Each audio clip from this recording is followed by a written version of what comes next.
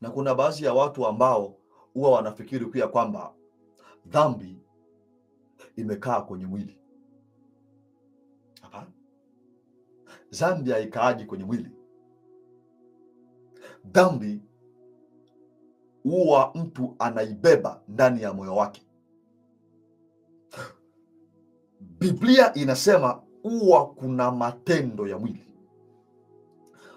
Matendo ya mwili ni yale mambo ambayo mwili inatakaga kutenda. Ndo maana ya matendo ya mwili, yale ambayo mwili huwa inapenda kutenda. Bwana asifiwe sana. Dhambi ni kukataa maagizo ya Mungu, na ndani ya moyo wa mtu ndo kuna kuwaga mawazo ya mtu, ndo kuna kuwaga maamuzi ya mtu, ndo kuna kuwaga mipango ya mtu, ndo kuna kuwaga mwelekeo wa mtu ndani ya moyo. Dhambi haikaaji kwenye mwili, dhambi inakaaga ndani ya moyo wa mtu. Huko ndo kwenye kuna utii. Ndio maana kama Mungu anasema kuya kwamba usizini, ndani ya moyo wako wewe ukisema nitazini, ndani ya moyo wako ukisema nitazini, ndipo mwili wako nao unatekeleza. Tuko pamoja? Ndio maana kama mtu ndani ya moyo wake anasema mimi ninamtii Mungu, siwezi kumtenda Mungu dhambi, basi uwe na uhakika mwili nao utatii. Kwa sababu gani? Mwili huwa unaongozwa na moyo wa mwanadamu.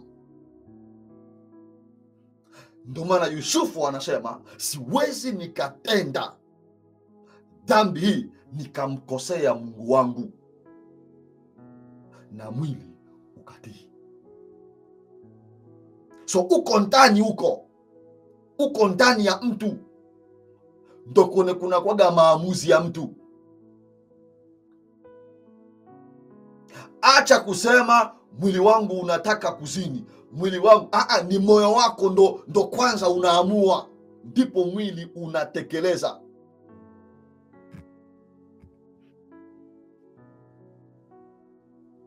Ndio maana unatakiwa kulinda sana moyo wako. Unatakiwa kulinda sana moyo wako, kwa sababu watu wengi huwa wanaangalia matendo ya dhambi. Wengi huwa hawaangalii dhambi. Watu wengi wanaangaliaga matendo ya dhambi, watu wengi hawaangaliagi dhambi.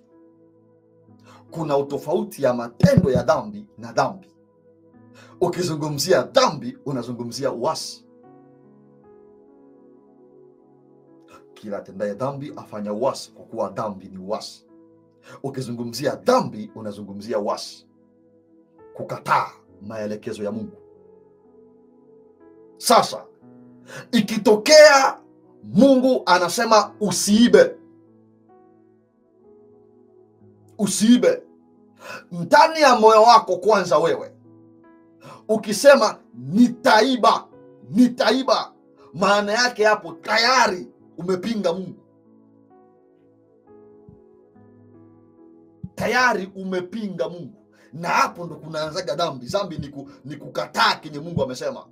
Ukipinga unakuwa dhambini, maana umekataa neno la Bwana.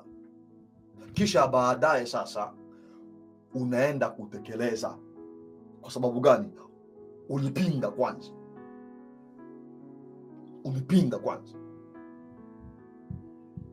Ndio maana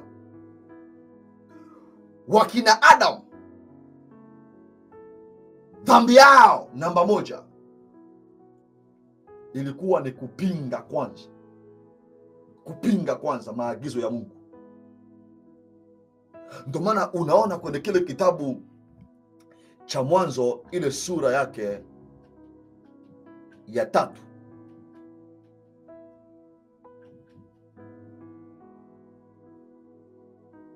Mwanzo 3:11, Unaona, Mungu anasema, ni nani aliyekuambia ya kuwa uchi? Je, umekula wewe matunda ya mti niliyokuagiza usile? Je, ulikataa kunitii? Mbona haukunitii? Je, umekula wewe matunda ya mti niliyokuagiza usile? So issue hapa haikukuwa kwanza kwenda kula matunda. Issue ilikuwa ni kutii kwanza ile maelekezo ya Mungu. Ndio maana kama mtu anamuheshimu Mungu, kama mtu anampenda Mungu, kama mtu anamtii Mungu, ni vigumu sana atende dhambi. Bwana asifiwe sana. Ndio maana haya matendo ya dhambi ni matokeo ya mtu kutokumtii Mungu. Ndio maana ukiona mhubiri wa Injili anakuambia tubu, maana yake ni kwamba iko nakwambia rudi tena kwenye ule msimamo wa kumtii Mungu. Ndio maana ya kutubu, kurepent, kurudi